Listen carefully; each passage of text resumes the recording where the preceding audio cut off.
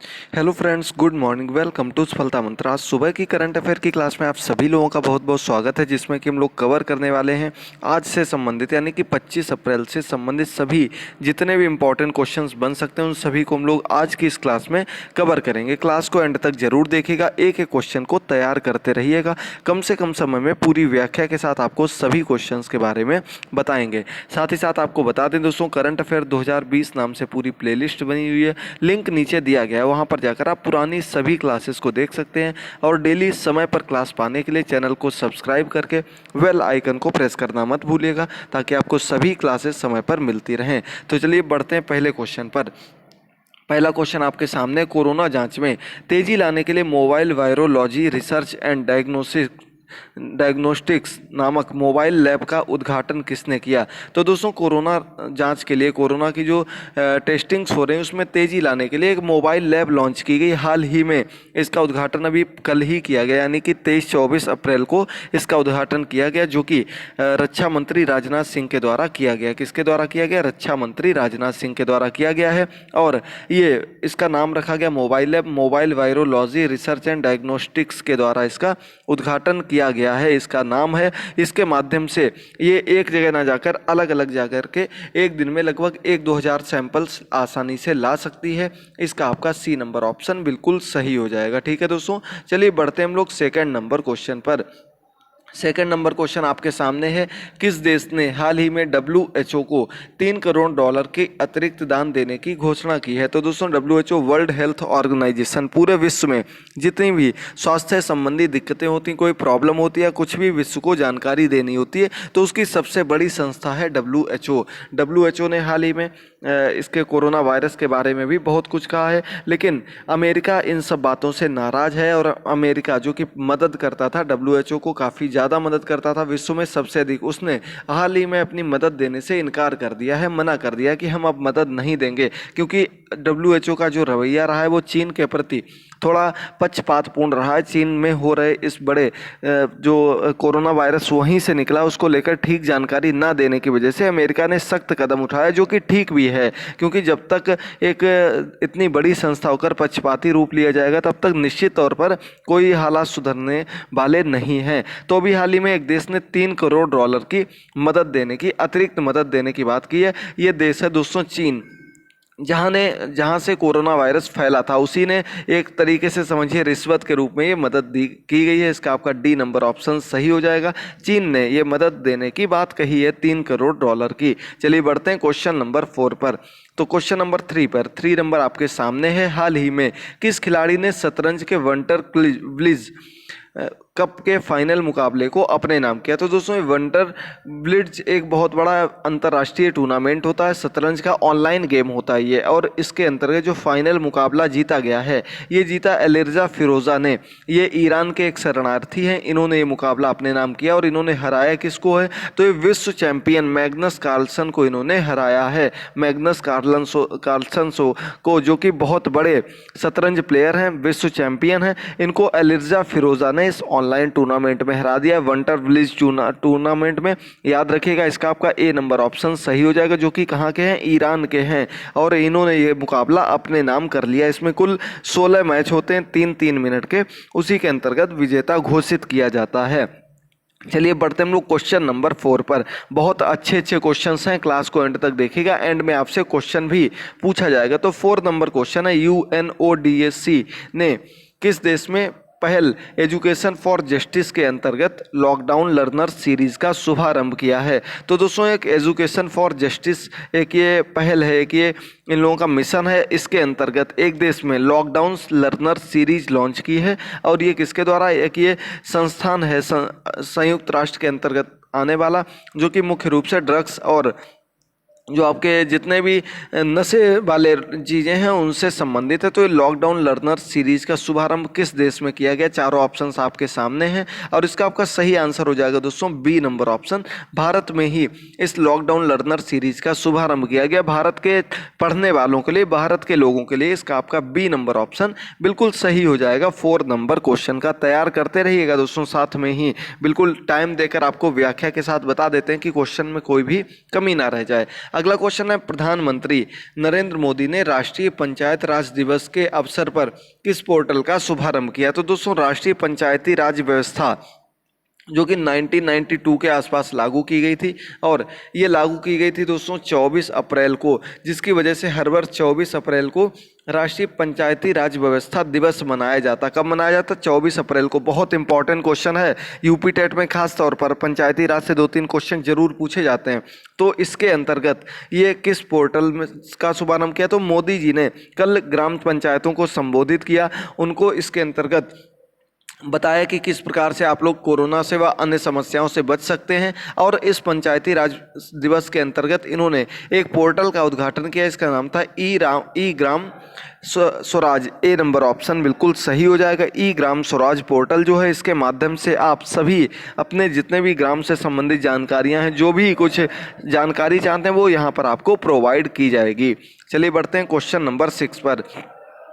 6 number question है, किस देश ने भारतीय उच्चायोग ने व्यापार संवर्धन पर वेबिनार का आयोजन किया? तो दोस्तों किस देश में किया गया? ये भारतीय उच्चायोग ने जो व्यापार संवर्धन का वेबिनार आयोजित किया है। एक ये व्यापार से संबंधित, बिजनेस से संबंधित 2 देशों के बीच की जानकारी है, जो कि आपका डी नंबर ऑप्शन सही हो जाएगा। बांग्लादेश में भारतीय उच्चायोग, भारतीय जो वहाँ पर कमिश्नरी है, वहाँ की प्रमुख हैं रीना गांगुली। रीना गांगुली जी ने प्रेस कॉन्फ्रेंस के माध्यम से, एक ये वेबिनार के माध्यम से, ऑनलाइन वीडियो कॉन्फ्रेंसिंग के माध्यम से वहाँ पर और भारत में के बीच कैसे व्यापार को बढ़ाया जाए, इस पर चर्चा की। और इसके अंतर्गत कई बातों पर बातचीत की गई जो कि व्यापार संवर्धन में जरूरी थी। रीना गांगुली नाम है इनका, जो कि भारत की तरफ से बांग्लादेश में भारतीय उच्चायोग की प्रमुख हैं, याद रखिएगा। इसका आपका डी नंबर ऑप्शन सही हो जाएगा। बांग्लादेश में ये वीडियो कॉन्फ्रेंसिंग के माध्यम से आयोजित किया गया। चलिए बढ़ते हैं क्वेश्चन नंबर 7 पर। तो क्वेश्चन नंबर 7 आपके सामने, किस भारतीय संस्थान ने कम लागत वाली कोविड-19 टेस्ट किट फेलुदा को विकसित किया? तो दोस्तों एक भारतीय संस्थान ने कम लागत के लिए, ताकि सभी लोगों तक इसका टेस्ट किया जा सके, ऐसी एक किट का विकसित किया है, जो कि कम लागत में सभी तक पहुंचने में सक्षम है। इसका किट का नाम है फेलुदा, देख लीजिए आप लोग। और इसे जो विकसित किया, ये IGIB और CSIR इन दोनों ने मिलकर किया है। 2 संस्थान हैं जो कि मुख्य रूप से रिसर्चेज वगैरह करते हैं। तो इन दोनों संस्थानों ने मिलकर के इस किट का शुभारंभ किया, इस किट का विकसित किया है। और जो वर्तमान समय कोविड-19 किट की कीमत है 4500 रुपये, और इस किट की कीमत मात्र 500 रुपये होगी। दोस्तों कितनी? 500 रुपये में ही आप लोग अपना कोरोना टेस्ट करा सकते हैं। पहली बात, उम्मीद करते हैं आप सभी लोग इस भयंकर आपदा से बचकर रहेंगे और अपने घर पर ही रहेंगे। यही एकमात्र तरीका है। बार बार आपको बता रहे हैं, आप लोगों से निवेदन है कि अच्छे से पढ़ते रहिए और घर पर रहिए। आपकी पूरी मदद करेंगे जितना हो सकेगा। अगर कोई नई मदद चाहिए हो, कुछ डाउट हो, तो आप लोग कमेंट करके भी बता सकते हैं, आपके सभी डाउट्स क्लियर कर दिए जाएंगे। चलिए बढ़ते हैं क्वेश्चन नंबर 8 पर।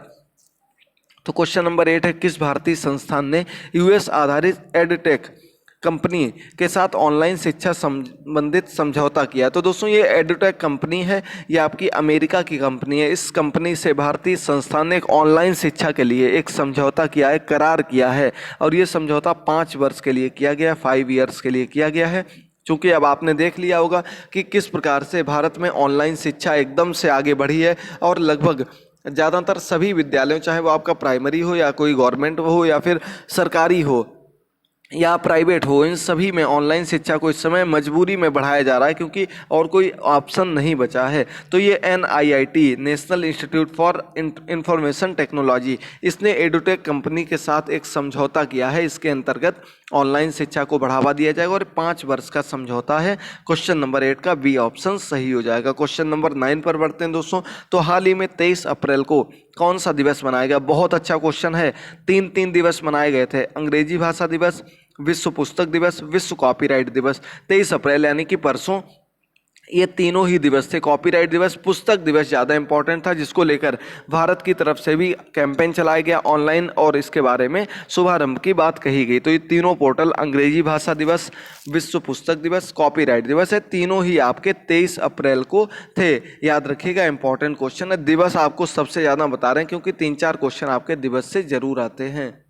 अगला क्वेश्चन नंबर 10 है, देखिए जल्दी से। कहाँ पर आयोजित होने वाले वर्ल्ड गेम्स के 2022 संस्करण का नया लोगो जारी किया गया? तो दोस्तों वर्ल्ड गेम्स हमने आपको कुछ दिन पहले न्यूज़ दी थी, बताया था कि इसका आयोजन जो कि 2021 में होने वाला था, जुलाई 2021 में, चूंकि अब जुलाई में होने वाले हैं आपके ओलंपिक गेम्स, तो ओलंपिक गेम्स की वजह से इसे बढ़ा दिया गया। कब तक के लिए? 1 वर्ष के लिए, यानी कि अब ये गेम आपके 2022 में आयोजित होंगे। इनको लेकर नया लोगो और 2022 लिखा हुआ आने वाला लोगो जारी कर दिया गया है और ये होने वाले हैं बर्मिंघम में। कहाँ होंगे दोस्तों? बर्मिंघम में ये गेम होने वाले हैं। हम आपको पहले भी बता चुके हैं, क्योंकि नया लोगो जारी हुआ था इस वजह से आपको बताना जरूरी था, इसलिए याद रखिएगा 2022 में जुलाई में ये गेम आयोजित किए जाएंगे, वर्ल्ड गेम्स। इनका जो पहला संस्करण था कैलिफोर्निया में खेला गया था, याद रखिएगा। चलिए बढ़ते हैं अब हम लोग अगले क्वेश्चन पर। 11 नंबर क्वेश्चन है और अंतिम क्वेश्चन है दोस्तों। अगर क्लास पसंद आए तो लाइक करना मत भूलिएगा और कमेंट करके जरूर बताइएगा आज के आपको क्वेश्चंस कैसे लगे। कुछ क्लासेस के लिंक नीचे दिए गए, उन क्लासेस को भी जरूर देखते रहिए,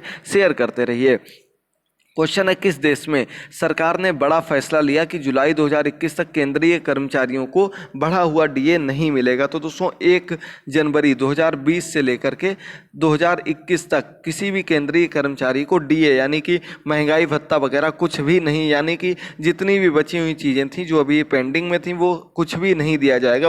वर्तमान हालात ऐसे ही बने हुए हैं, देश घाटे में जा रहा है, कोई भी कार्य नहीं संपादित हो पा रहे हैं, जिसकी वजह से ये कदम उठाना पड़ा और जरूरी भी है, क्योंकि देश सबसे ऊपर है। देश अगर नहीं तो कुछ नहीं। तो दोस्तों केंद्रीय कर्मचारियों को लेकर कदम उठाएगा। इसके अलावा आपको पता होगा सांसदों की 2 वर्ष की सांसद निधि काट दी गई और उनकी सैलरी में भी कटौती की गई है 30% की। ये भी भारत सरकार ने किया हाल ही में, तो आपको पता होगा। इसका आपका बी नंबर ऑप्शन बिल्कुल सही हो जाएगा। आज के सभी 11 क्वेश्चंस कंप्लीट हुए। उम्मीद करते हैं आपको आज की क्लास पसंद आई होगी। तो हमने आपसे भी क्वेश्चन पूछा था कल की क्लास में कि कम्युनिटी किचन का शुभारंभ कहाँ पर किया गया? तो जियो टैग आधारित कम्युनिटी किचन का शुभारंभ उत्तर प्रदेश में किया गया और ये पहला राज्य बना। इसको लेकर काफ़ी लोगों ने कमेंट बॉक्स में आंसर किए, इन सभी का बहुत बहुत धन्यवाद। मोहित श्रीवास्तव जी ने बताया है। इसके अलावा बात करें, अर्चना यादव जी ने बहुत व्याख्या के साथ बताया। इन्होंने बताया है कि 7,368 कम्युनिटी किचन 75 जिलों में जियो टैग किए गए हैं। जियो टैग के माध्यम से गूगल के द्वारा ये किए गए हैं, जिन पर 12 लाख लोगों को डेली भोजन पहुंचाया जाएगा। इसके अलावा बात की जाए दोस्तों तो मीनाक्षी खंडेलवाल, रति पाठक, जाकिर हुसैन, प्रिया मिश्रा, यूपी, तारकेश्वर जी और सोनिया जी, मोनिका जी, सुमित जी, काफ़ी लोगों ने आंसर किए। इन सभी का बहुत बहुत धन्यवाद। निवेदिता जी, शिखा गुप्ता जी, काफ़ी लोगों के आंसर आए। इसी प्रकार से आप लोग भी आंसर करते रहिए। जिसका नाम ऊपर आएगा उनके सभी के नाम लिए जाएंगे। आप लोग क्लासेस को जरूर देखते रहिए, शेयर करते रहिए। तो दोस्तों मिलते हैं अगली क्लास में। अब आज का क्वेश्चन देख लीजिए जल्दी से। आज का प्रश्न है कि किस कंपनी ने रिलायंस जियो में 10%, लगभग 10% हिस्सेदारी खरीद ली है और ये हाल में ही खरीदी। हमने आपको पूरी व्याख्या के साथ बताया था। तो उम्मीद रखते हैं कि आप लोग भी अच्छे से अधिक संख्या में आंसर करेंगे और क्लास पसंद आएगी तो दोस्तों लाइक शेयर भी करते रहेंगे। मिलते हैं दोस्तों अगली क्लास में, तब तक के लिए जुड़े रहिए। शाम को सीटेट सुपर टेट की डेली क्लासेस को भी जरूर देखते रहिएगा। तब तक के लिए थैंक यू दोस्तों, गुड बाय, टेक केयर।